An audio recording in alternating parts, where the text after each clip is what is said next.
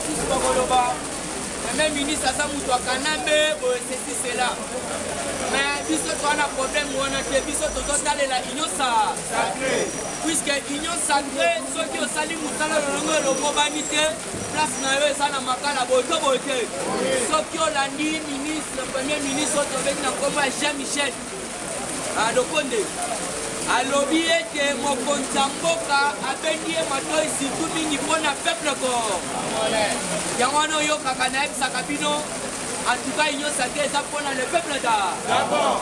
Alors il faut comprendre premier ministre atalisi oyo basololaki na mokonzi ya mboka abeteli esete na mambo etali santé pour tous mokonzi ya mboka abeteli esete mpona oyo tobengi justice pour tous mokonzi ya mboka abeteli mpona social ya oyo tobengi peuple congolais mokonzi ya mboka abeteli esete mpona éducation yango wana vous devez comprendre nous comptons toujours avec sa bonne volonté politique alakisi yango epa premier ministre na ye alors premier ministre oyoki ye moko alobi il n'a que 15 jours oyo bapesi ye eza mpona asala oyo tobengi aforme gouvernement alors soki olandi ye très bien alobi ete il faut nakutana nanu tout d'abord na oyo tobengi baati mpebu alors nde bakutana nde na baati mpebu bakosala oyo tobengi sikoyo préparation na kati ya congrès yango wana nayebisaka bino awa tozozela nde sikoyo sénat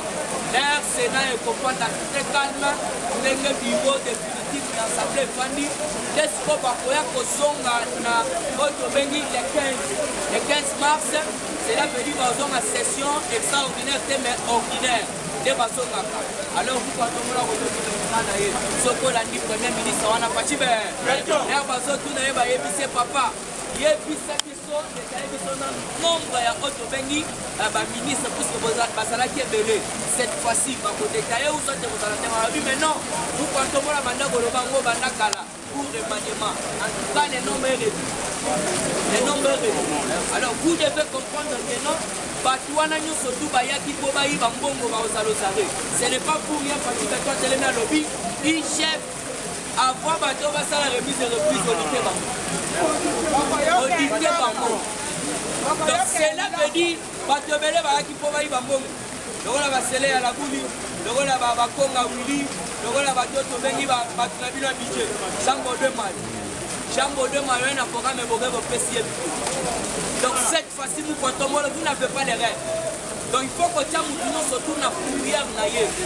Dans un mouton agriculture au PC ministère aux hommes ou à droit, donc la papa, au Sobengi, nous sommes le bami, tolérance zéro. Donc carrière n'est pas papa, c'est pas pour être le bami qu'on a mouton. Au yoka arrestation en cascade.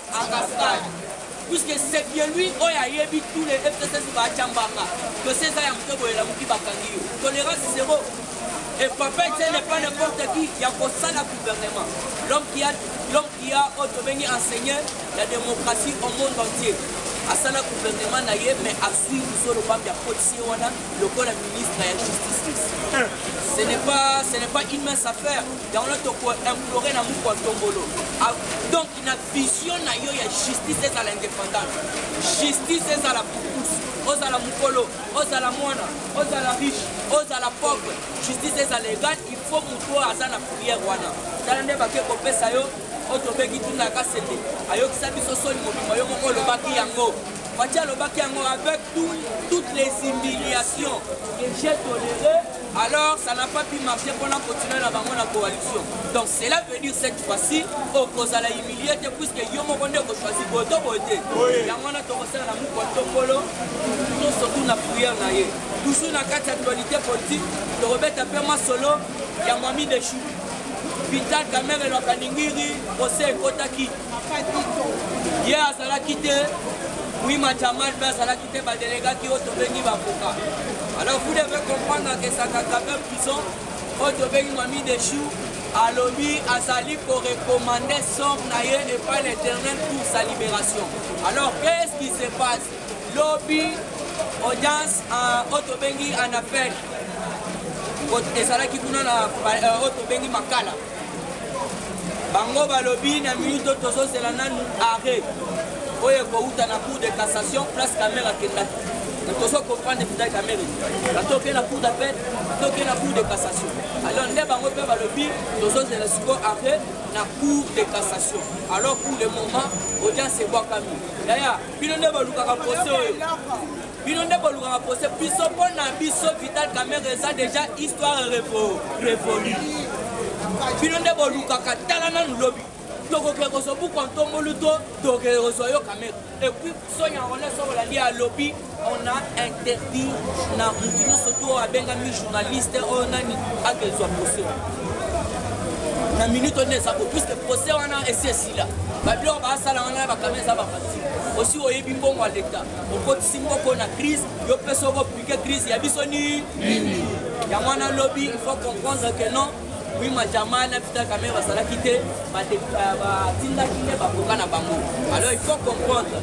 La minute oyo, quoi que ça m'a kamba Kamerhe. Va mettre bali na carte na biso ba magistrat. Quelqu'un qui a été condamné au premier degré. Attendez que va otika été. Audience d'appel tout na côté accueilli pourquoi qu'il y a la cour de cassation. À comprendre ceux qui n'a quel côté à cour d'appel toujours et aussi maté. Au lieu dans la 20 ans ba bakisa lisou. Mais oui, et ça la nia wana Congo. Batumi balo ba quand même ba DG. Ba ken na cour d'appel, ba ça na deux mususu so na 3. Mais ba ça qui doublé. Ba ça qui doublé d'année. Pourquoi? Parce que ceux qui OK kuna il faut ça na auto bengi bref tangible. Toujours dans cadre d'actualité politique, il faut que affaire Chebea. Affaire Chebea, il faut affaire Chebea, il faut comprendre qu'un arrêt du ministre de la Défense a été jugé pour juger John Numbi. Donc, ministre de la Défense a rendre arrêt pour que John Numbi a la jugé. Fatibé, Chilomboube, Mukishibe, Momaïbe, Kwantombolube, des grands esprits. Affaire Chebea. Chebea, na ministre na Zoé Bisayo, ministre de la Défense, à rendre arrêt à l'obibo juge John Numbi. Ce n'est pas une mince affaire sur le John Numbi à la juger. Et d'ailleurs, les Américains m'ont félicité qui m'ont contombé l'air déjà à l'ongol John Numbi na renseignement militaire. Oh, bah, personne to bengi tango fort. So John Numbi a cité une affaire wana. Et puis président Gila Oucho Yeb Sabino na bakisi boy. Paul Mouilambo a bakisi ba vérité à lobby rien que John Numbi, rien que Kabila ne bazali ba vrai commanditaire, il y a double crime. Donc Babomi Fidel Basana va étrangler les sous auto bengi Floribert Chebea. Alors vous devez comprendre la parcelle où on avait enterré auto bengi Fidel Basana encerclé la minute. Pourquoi? Parce que bah quelque comprendre Otobengi général Adidja balaka qui est poste ceux qui ont réussi kaka bliwa ya batuana balamoko au commis général ne siko na minute. Alors à la formation on avait monté qui carburant Jadida Kadhafi au commis général de Kadhafi voilà tozolanda bino moko eza Jadida eza Zoro eza Panga ya JR Panga ya JR Zoro donc Batouana, ça la formation, tu as même Olive dernièrement, tu as la vidéo à lobby, Bobo Sanate Mumbai Nanga Soda, esprit à Soda, il a tout tu retournes à Olive, Mumbai Nanga, ça la formation, Abunda Pewa, Nenga Zawana, Azali Otobengi Primaria, Moutolobango Bosco Tanganda. Tanganda lobby, il est mon ami. Totanga na ye tosuka na 3e primaire. J'étais mécanicien aye kobenga ngai. Era komi oto bengi général à lobby exécuter ma camion sotunga na kusala nyoso. De yangano moni Bosco Tanganda révélé. Alors c'est pour vous dire, nous sommes beaucoup infiltrés au sein de l'armée et c'est pourquoi moni même bateni na biso zola ta même pas ba militaire rwandais. Qu'est-ce qui se passe? Mukolo lobby lisusu. Ba uti ko kango na Minembwe. L'arrestation d'un Rwandais Zakaria Sekunzi par les FARDC, l'un des grands chefs rebelles Yangumino. Alors vous devez comprendre que non, Azala qui commandité par Otobengi déserteur Makanika. Makanika Zaline de Koya Otobengi Azaria Souberwa. Oh lelo boyo kibino surtout Azaria Souberwa tout la mousse Yaza. Fachi Beton diplomatie a même mutu sous côté le matin. Yangona nazo ebisabino. Tolinga Fachi. Total et la bonne marche à Zosala. Muto compliqué au totika na 3 ans, muto kosio. Oh ebiso 2 ans à kosio. Fachi à Zosala musala soko landi bati peuple. A ebisa qui est très clair. Na top Congo, on n'a pas besoin des élections. Puisqu'il faut totalement nous il y a union sacrée d'Engue Zosala. C'est pourquoi Bomoni, Sophie Williams, Fatime, Alélie, Alobi, mais c'est que tu dois respecter la constitution. Dès que tu Sophie Williams, il y a une constitution qui doit respecter. Et d'ailleurs, papa, cette constitution est mal élaborée. Voilà. Alors vous devez comprendre que nous comptons bientôt roi du Congo. Élection Kozalate, il y a un Obimaloro la candidat. Moïse Katumbi Krakan, Jean-Pierre Mbemba Krakan, Fayou Lukutu, Ndoki. Voilà Boulouette, voilà Boulouette. Parce qu'on a mis de poulet. Mabunda Lioko, Nazo Sabino, maman, on a Mikolo Kabadi Nabadi. Alors vous devez comprendre que non, session Oyekosonga, il n'y a pas de fond de score. Otobengi Jamaka Kabunda Kabou avec tu peux marteau ou pas Kabunda Kuna Nakatia. Alors vous devez comprendre que échanger Ayebisa Kibiso Jamako Bosomona Ebele va comprendre à été. Nanga la fin n'a pas na comprendre mais c'est pas pour rien. Papa tient qui se dit à Ponakié. Ba cadre paix à Maël. Ba tu peux à Boignan. Ba professeur ba là qui au sein des partis. Pourquoi Ponaki va monter à Ponaki Jamaka puisque Ayebi Chamar a sa mission. Mission ya soukande a sa kobunda. Conservation. Donc conserver pouvoir, c'est ça ici. Puisque déjà, tout ça déjà n'a beaucoup. Alors qu'est-ce qui se passe? Il faut tout conserver pouvoir. Chamar a sa mission. Gardez silence. Voilà un verset. On dira ça pasteur. Exode 14, Soki 13, Soki 12. Merci. Alors, gardez silence. Le Seigneur combattra pour vous. Car les Égyptiens que vous voyez aujourd'hui, vous ne les verrez plus jamais. Abu Dazawa, Dambo Mambazawa, Ilunga Ilunga Mbazawa, Nongolinga Kaba Passer, Baye Bisayo, Keneka, c'est pas mon Il est PS, viva! Viva! On a maman, Yaya, comment on est bêti? On a fait la force. Oh, Lingi, Miyake, le côté qui a été 5 ans, on fait la transformation. Merci beaucoup. On a maman, on a maman. Mambou Masso. Masso Belé. Mambou Masso Belé, terroriste Hippolyte Kanambe, bientôt aux arrêts et introduit dans le centre pénitentiaire prison Yamaka. Merci. Fatih Béton. Fatih très sage. Très intelligent. Et l'autre a le lobby. Et puis citation. Na gauche, na droite. Jean-Michel Sama. Jean-Michel Sama. Azali Kabiliste. Azali Congolais. En 2015, Hippolyte Yabakanambe, Yabakaze. Troisième mandat, Yaboyi Yango a quitté Hippolyte Kanambe Yakaze,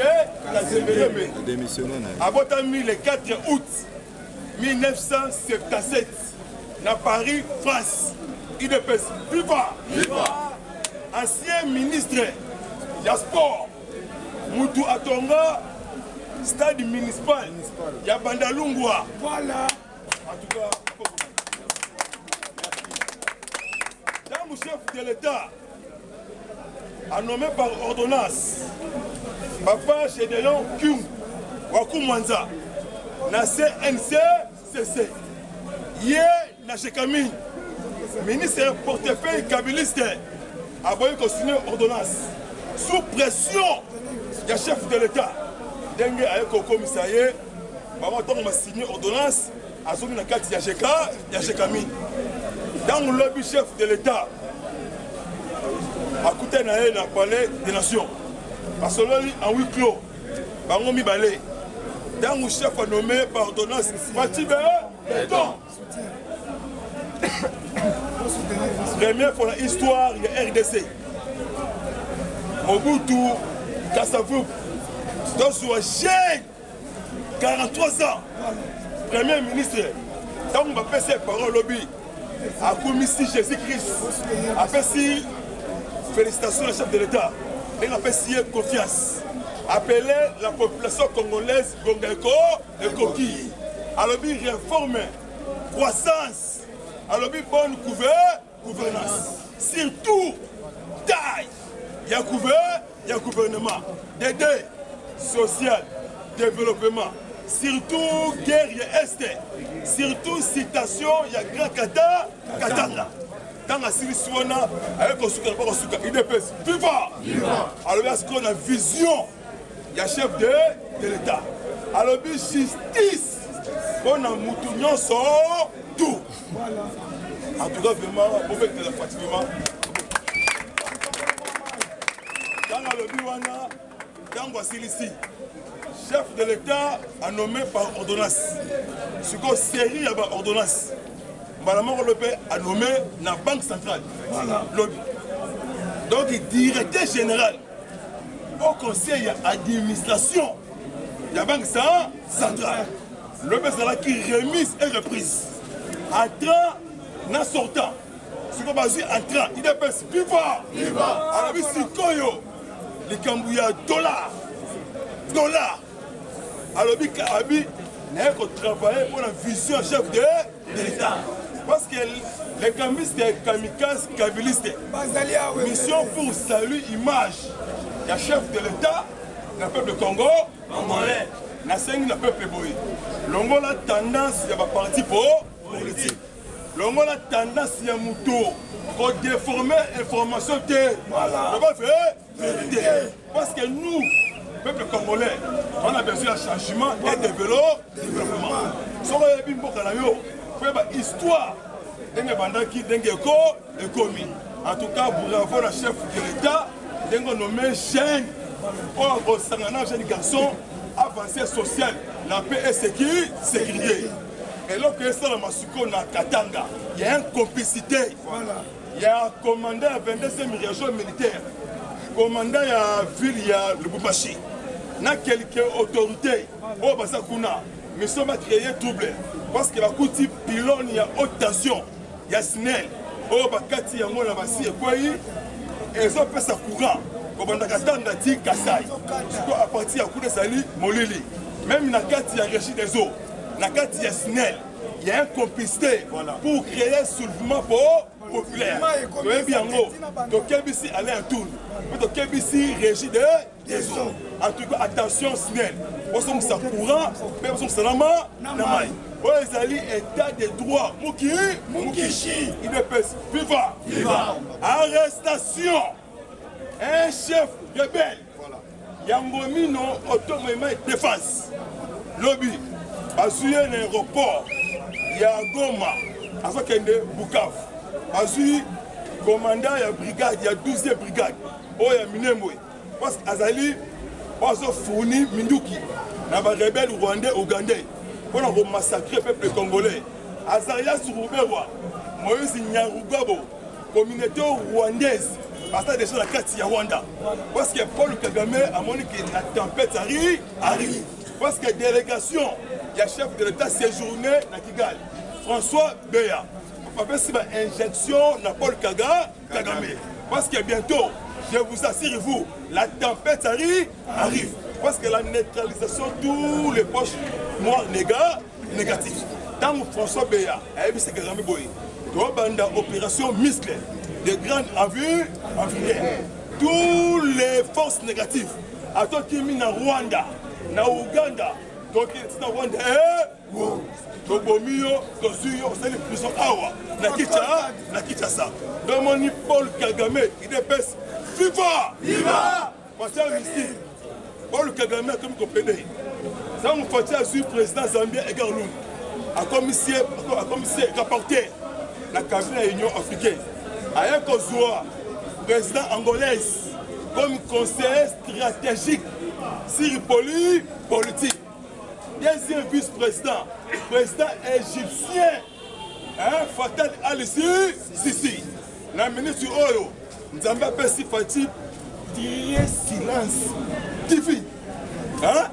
azobata kaka musala donc na ngambu ya Kagame na ngambu ya Moïse bamoni que la tempête arrive pour na kina kosukisa IDPS viva bakangi 619 millions dollars américains et politique kanambi révélation il y a Eberan Kashmir et Kolongele parce que mbongo wana pesa ngona ba ami sud-africain na mais c'est Dan Gekle parce que va exploiter minerais du Congo parce que va coopérer qui n'a trésor américain parce que les anglo lobbying américain et les anglo lobbying rwandais ougandais mais grâce il y a un sénateur américain alors non mais c'est vraiment un problème sérieux c'est une sanction américaine donc on va confisquer bon wana et ça ce qu'on a caisse il y a l'état congolais dans la minute tout le monde voyez Kabila c'est fini pourquoi c'est fini mais c'est Mike Amer c'est journée na est dans la Katanga mais on découvre na kati ya Kashamata la milice étrangère oh parce na kati parce qu'il y a souci na bango quand bango va créer terrain même Fredolé en bongo besumbu avant la complicité ya makasi pourquoi ya makasi akei kuna na Katanga on a le makambu ya mboka oh makambu ya crise dans la crise moko parce que chef de l'État na discours le 6 décembre alors ba kiboyi et vous allez ni négociation ni dialogue parce que bien bon empêcher ngai na exercer yangai pour pouvoir na ministre oyo na ganga te na loba te mwana mama mwana mama mambu maso belé union fait la force dernier vent historique président aux doyen moko et ça la maté IDPS ezali parti na ville centrale ya maka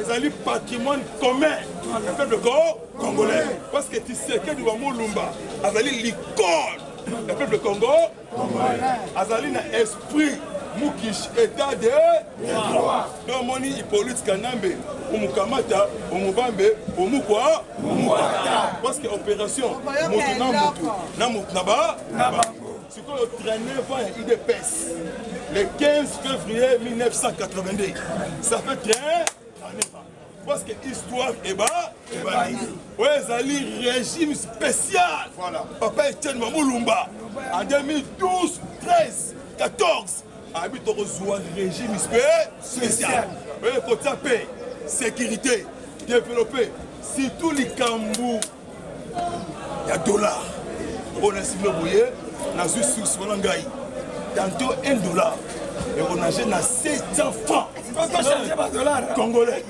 on a fait $1 et qui t'a voilà ceux qui sont peuple congolais qu'on déformé message était parce que chef de l'État fait ses cadeaux à peuple congolais parce que merci de l'ornement social Transco est créé en 2013 ça fait 7 ans Atabis pour somba yango te mukonzi ya mboka abengi ministre ya transport ayebisi boye dans la peuple sortant na makolo alembi nde 330 bis oyo komaki 50 bis oyo batie na district ya Tchambo 25 Ekiti 5 Emati bongo te sikoyo prix ya bis ezaka 500 francs on a premier palais mais deuxième palais ce que c'est promis et belé et nager 300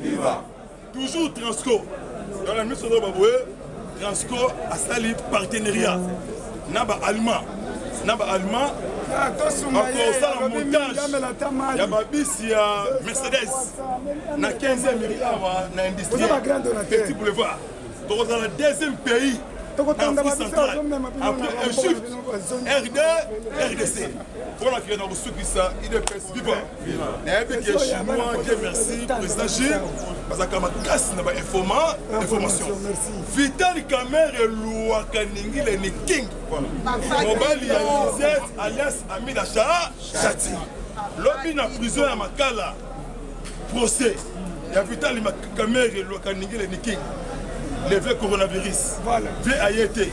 Toujours appliqué crise moko intellectuel. Donc ça toujours dans centre Ganda. Babisinga koko nani papa yangi. Lobby azalaki avant de grave. Encore tout droit. Akomita le pour ventre protégé. Si pas ko yanda ngani le pour moi. C'est vivant. Lobby cour d'appel va suspendre audience. Et qu'on jusqu'à nouvelle ordre.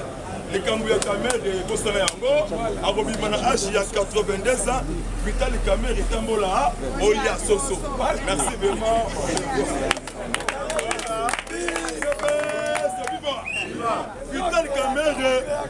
Vital Kamer Arobimana H, il y a 82 ans. Donc Vital Kamer et Tambola, Olia Tambola, Olia Soso.